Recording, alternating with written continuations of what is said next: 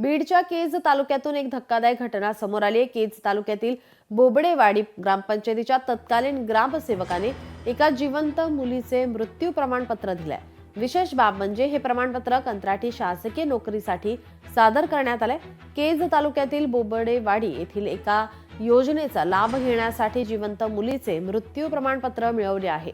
बोबडेवाडी येथील शाळेतील खिचडी शिजवण्याच्या कंत्राटी नोकरीच्या नियमावलीमध्ये बसवण्यासाठी 2 अपत्य हवी होती, परंतु अर्जदार महिलेस 3 अपत्य होती। त्यातील एक मुलगी कागदोपत्री मयत दाखवून बोबडेवाडी ग्रामपंचायतीचे ग्रामसेवक महेश वाकडे यांनी शासनाची फसवणूक केली। अर्जदार महिलेचे तिसरे अपत्य मृत असल्याचं प्रमाणपत्र दिलं आहे।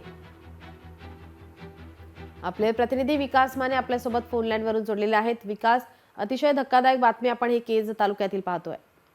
नीलम, शासकीय नोकरीमध्ये सेवा करण्यासाठी खरं तर 2 अपत्य हवी असतात।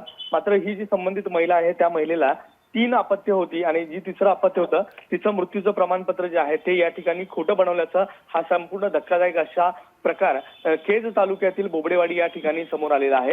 ही जी संबंधित महिला आहे तिला अंगणवाडी सेविका म्हणून कामावरती रुजू व्हायचं होतं आणि याचसाठी नियमामध्ये बसण्यासाठी जो काही एक अर्ज असतो म्हणजे 2 अपत्य जे आहेत ते हवी असतात।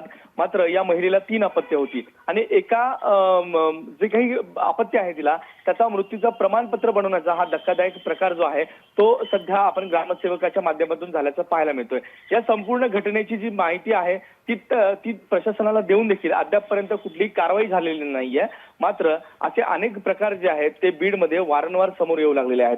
केज तालुक्यातील हा अतिशय धक्कादायक असा प्रकार म्हणू शकतो, कारण की शासनाचीच थेट फसवणूक या ठिकाणी या महिलेच्या माध्यमातून आणि ग्रामसेवकाच्या माध्यमातून दिली जाते आहे। या ग्रामसेवकाने कुठलीही शहानिशा केली नाही आणि या संबंधित महिलेला हे प्रमाणपत्र जे आहे ते दिलेलं आहे आणि जिवंत असताना देखील जी संबंधित जे अपत्य होतं ते मृत या ठिकाणी दाखवण्यात आलेलं आहे आणि अतिशय खळबळ माजवणारी ही बातमी निश्चित धन्यवाद विकास, आपण दिलेल्या सविस्तर माहितीसाठी। लोकशाही मराठी ऐका, पहा, जागरूक रहा।